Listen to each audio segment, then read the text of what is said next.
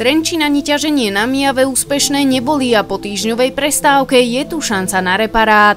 Už túto sobotu sa naši chlapci opäť ukážu na domácom štadióne, keď v priamom súboji o 5. priečku privítajú Zlaté Moravce.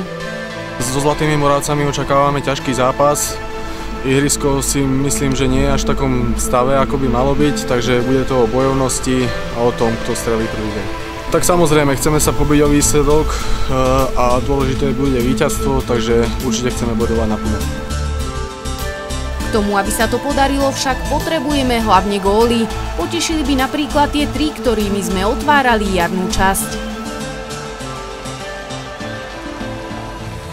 Chceli by sme nadviazať na výsledok zo Senice.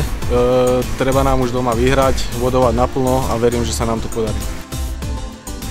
Klub robí všetko preto, aby sa zápas v zimnom počasí aj odohral, preto vás na druhé domáce vystúpenie nášho tímu všetkých pozývame. Týmto vás chcem pozvať na zápas a verím, že budete našim 12. hráčom. Po futbale nezabudnite ani na prvý semifinálový súboj našich basketbalistiek, ktoré doma privítajú Šamorín. A všetci veríme, že táto, aj keď biela sobota, už bude víťazná.